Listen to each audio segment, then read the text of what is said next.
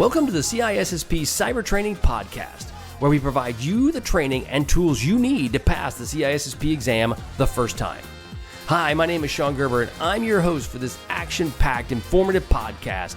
Join me each week as I provide the information you need to pass the CISSP exam and grow your cybersecurity knowledge. All right, let's get started.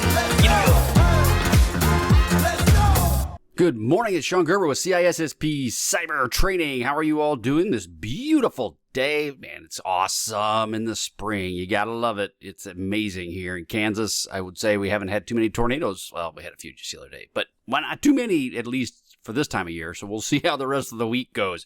Hey, I hope you all are doing amazingly well and you're practicing and studying for your CISSP exam, because you have to do that. It's a challenge, right? Studying for this thing. It's a bugger. It just truly is. I had one of the individuals came back to me yesterday and was extremely ecstatic. They passed the CISSP and they were pretty fired up about that. And one of the questions they brought up was the fact that the management aspects that we teach here on CISSP Cyber Training Podcast really, truly help them a lot just to understand the overall grasp of things. So that's what we're here for. So one of the things of today is a Thursday. So what happens on Thursday? Well, Thursday is CISSP Question Thursday. So we are going to go over 15 questions as it relates to the CISSP, and these are going to be scenario-based. I could say we talked about this a lot on the podcast. You cannot just rely on these questions to help you pass the exam. If you do, you will fail. I'm sorry. It's just the way it is. You need to have between 3,000 and 5,000 questions to truly understand what are they asking for when you actually see the question. You have to do that. And it also is not like the standard questions that you would get when you're taking the A+ or the Security Plus or any of those other ones where you could actually memorize the questions. You cannot do that with the CISSP. You cannot memorize the questions.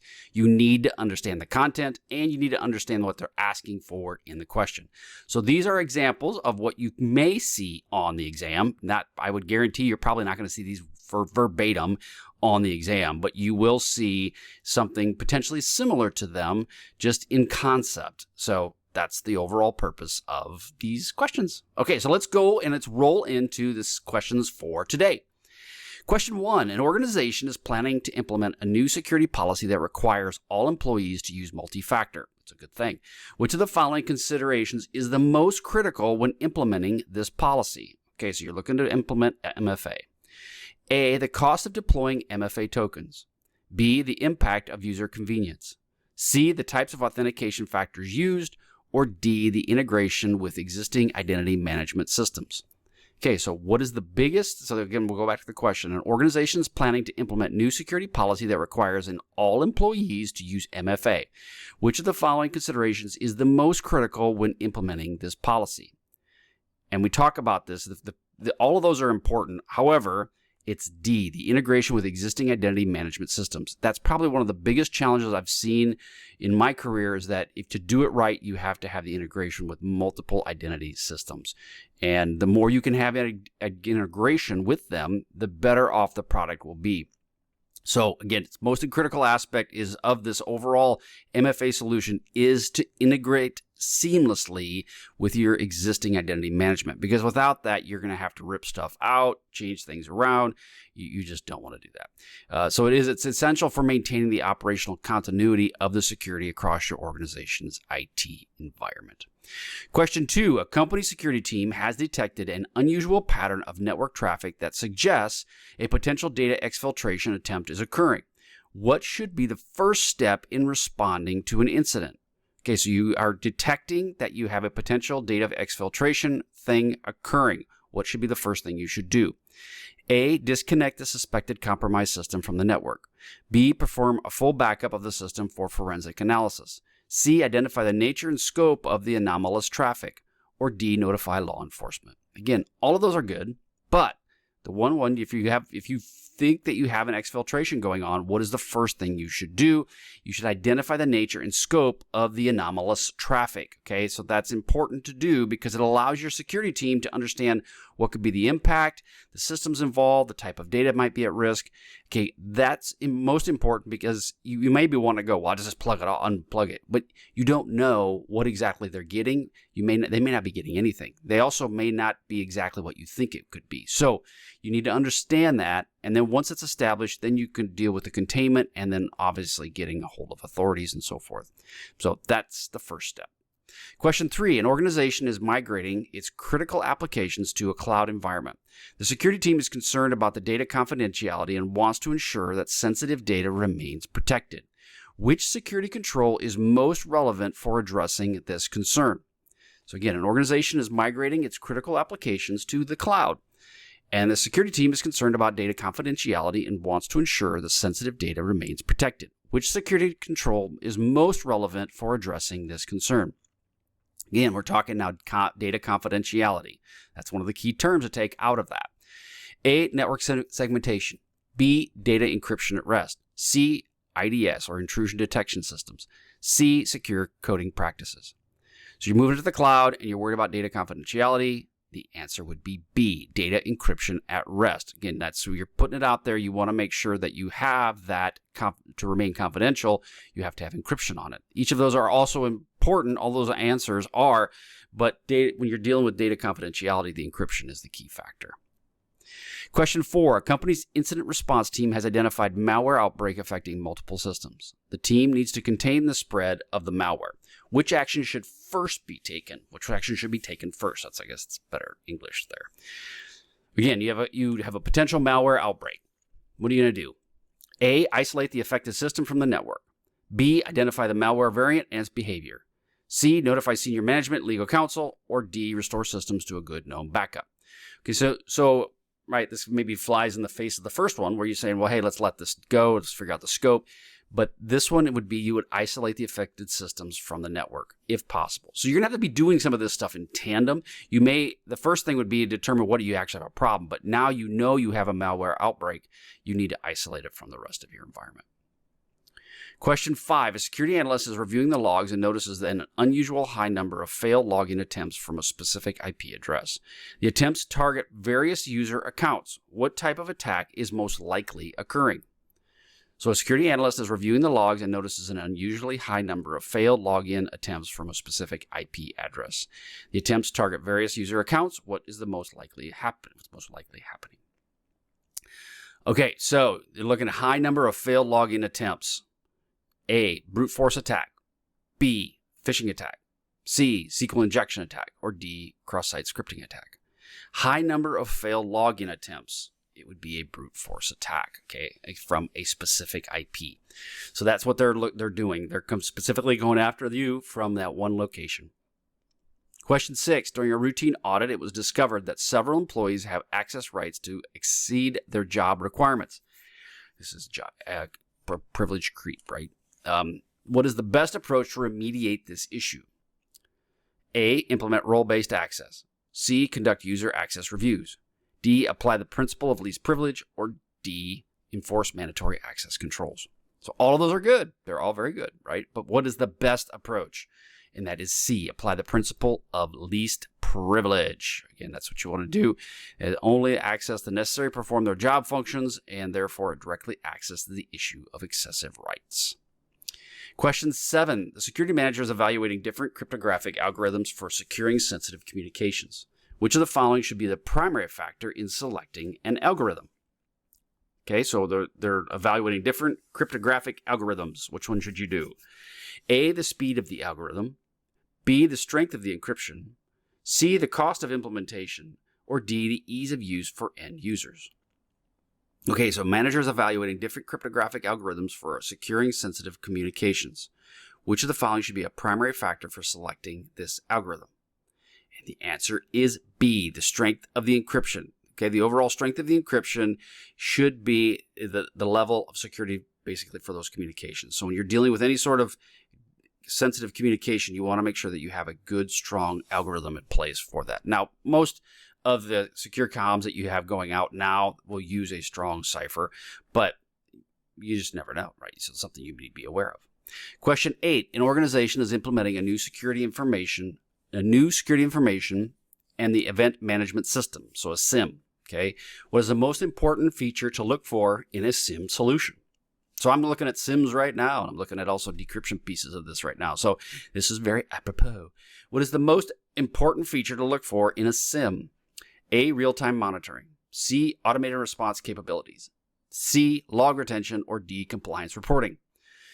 Okay, we're looking at a new SIEM. What's the most important feature? Real-time monitoring. Again, that allows for immediate detection of security incidents and enabling a timely response. Now, the automation response capabilities would be awesome, but if you don't have real-time monitoring, the automation piece of this really doesn't help you as much. Question 9, a company is considering the use of a cloud-based services. What is the first step in ensuring the security of a data in the cloud?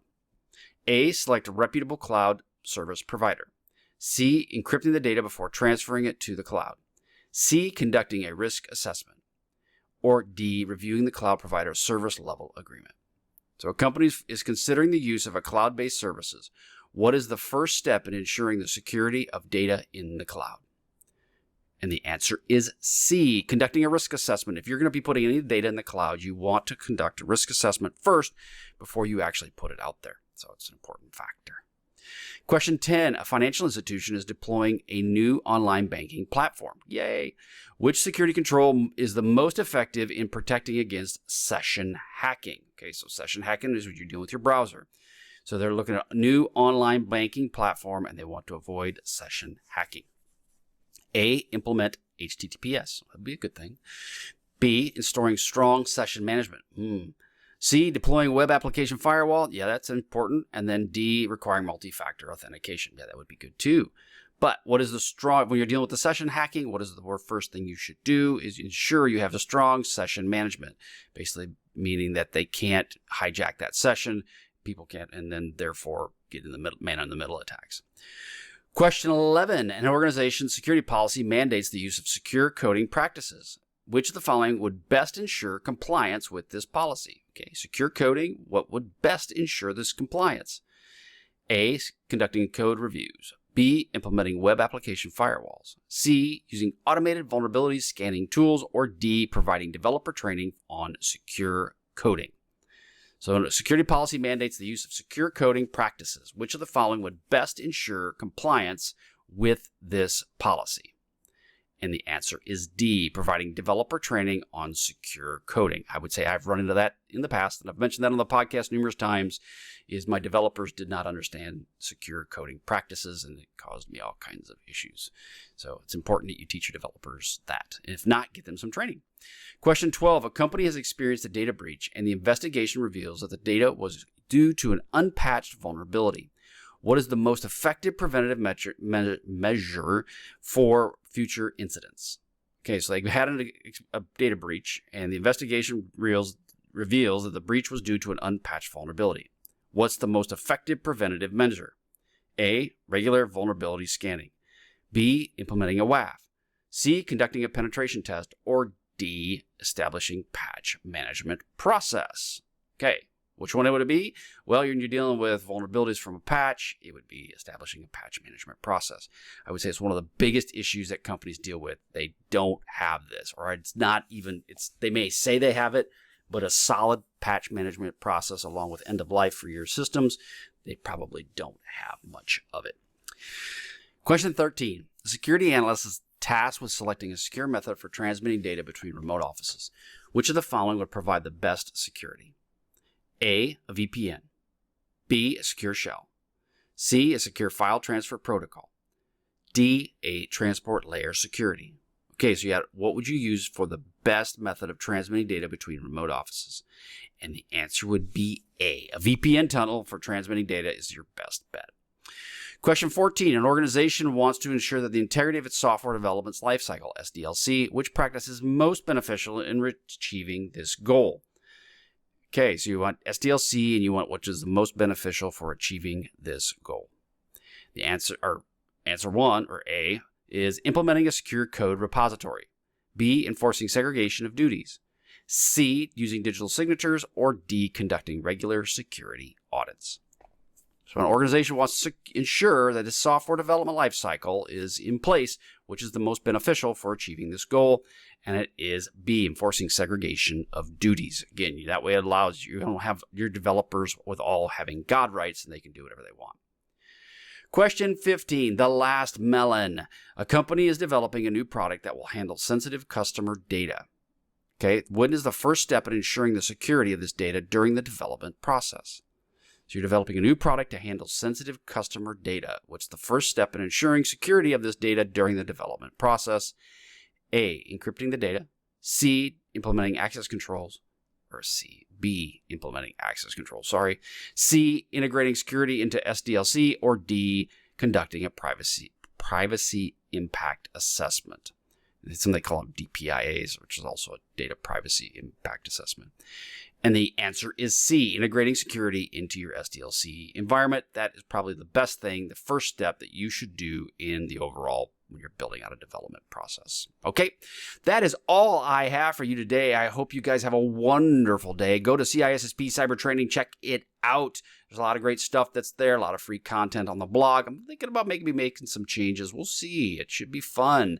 But bottom line is I want to have you guys, help you guys get the CISSP, pass the CISSP, but also get some really good training that you can use to enhance your cybersecurity career. Planning on, I think, next podcast, I'm going to have just a little bit about cybersecurity careers and how can you get training? Because I get hit up a lot with people asking questions around how do I get into cybersecurity. I'll give you some different options that you can do. Bottom line is it's going to take some time and it will take you dedicated effort to do it, but anybody can do it. If I can do it, yeah, anybody can do it. All right. I hope you guys have a great day and we will catch you on the flip side. See ya.